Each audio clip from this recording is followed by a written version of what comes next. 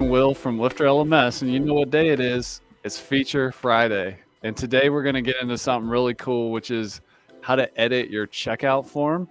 And really, in LifterLMS, there's actually three different places you can have three default forms that come with Lifter. Checkout is the one everybody wants to customize first, but we also have a form where people who are logged in can edit their user information, perhaps their last name changed or their phone number changed or whatever.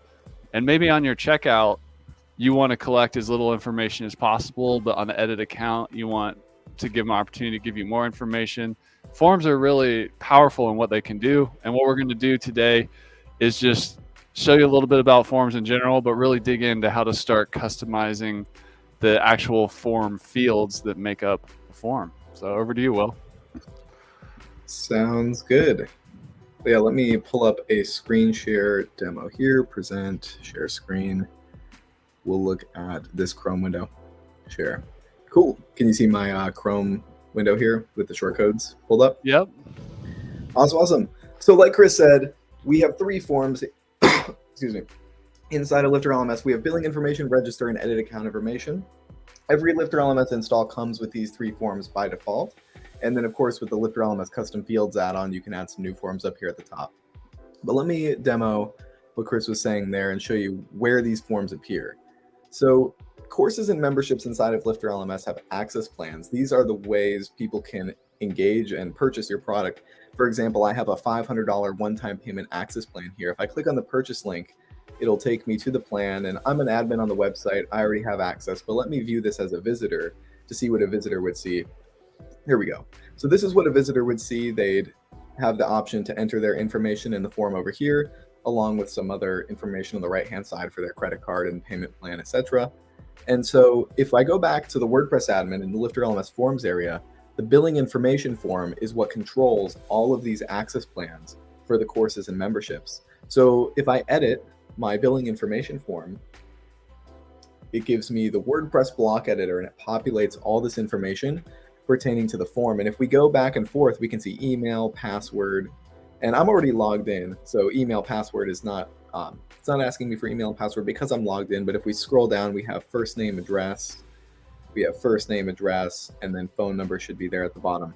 And so we can see back and forth how this is kind of mapping across. And so if I wanted to change certain terms like billing information, that appears right here at the top. If I wanted to say like account information or something like that, all I would have to do is change the name of my form, click on update, and then reload my purchase page. And now it's account information. You can also change all kinds of items within the form itself. So to do that, or to demo that, let me click on list view up here at the top, and that's going to show me how the blocks are laid out on my page, because we have some nested block layouts going on. If I click these little arrows, you can see there is some nesting going on. So I like the list view to help me kind of understand what's going on the page. So for example, if I wanted to maybe change postal zip code to say just zip code, I would go into this address block, and you can see it highlighting on the right side. When I highlight over these blocks, it's kind of telling me where I'm at. I'm going to open the address, open the user address, and we want to go down to, looks like it's in user street address. And we click on the arrow there, it's going to open user postal code. So now I'm editing my postal code block, and I'm just going to remove this postal/zip code and click update. And then navigate over to my purchase page, reload, and now it's just the zip code displaying there. And I can also add some sample text directly in my field. So if I want to give the user a sample of what they're supposed to type in there, I could type in 12345, and that will appear by default. I already have a zip code typed in, but if I didn't, my text 12345 is going to appear in the background there. So when the user starts typing, it's going to override it, but it kind of gives a sample of what a zip code would look like. And that's mostly not going to apply to zip codes because most people know what they look like. But if you wanted to provide some sample text for maybe first name, like John, we'll update the first name field, reload my purchase page, and then if that field is blank, it's going to show me that sample. I can also add description text on any of these fields. This would be the first name on your birth certificate. if anyone's confused about what they should put in that field, you can add a little bit of a description. And this applies to every single field, so you can really customize this form and make it as easy as possible for people to understand the form as they're filling it in.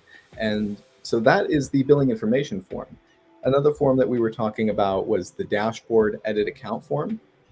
If I head to student dashboard edit account, here's a similar looking form, but it's not the billing information form. If I go back out to my forms area, this is going to be the edit account information form. So if I edit that, I could maybe add some more information here pertaining to certain fields, or remove certain fields. If I didn't want my edit account page to look this compact, I might want to open my list view and maybe just remove some of these blocks from being shown on the edit account page. If I don't want to allow users to edit their phone number or address, I could remove those fields, click update, reload, and then address and phone number disappear from this page.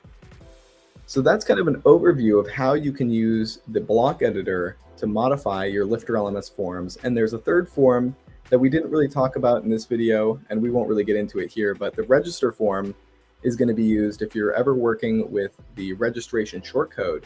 You can put this shortcode on any page and kind of create a sign-up form for new users, and that's going to utilize the registration form. So that's going to be going around this access plan system, or the billing information system that we talked about, and it would be another way for users to register for the site via voucher codes or something like that. But we'll dive into that topic in another video with registration. But those are the three main forms that LifterLMS has to offer. I guess, does that kind of make sense, Chris? Were there any kind of questions or anything I didn't really cover around forms that we wanted to take a look at? I think you covered it. And just to say it again, if you want to do a custom field, like collect a company name or a license number or something like that when people check out or register, that's what the LifterLMS custom fields add-on does. And we'll do a separate demo about that. But forms are super powerful. Basically, you're collecting user information, you're storing it on that user, and it seems kind of simple on the surface what people do when they kind of sign up on a website, but you can actually get pretty fancy and really customize that experience and get the user data that you want and need for your e-learning platform. That's it for this episode of Feature Friday. I'm Chris. We've got Will from LifterLMS, the most powerful, customizable, secure learning management system in WordPress, and I hope you have a great rest of your day. Take care.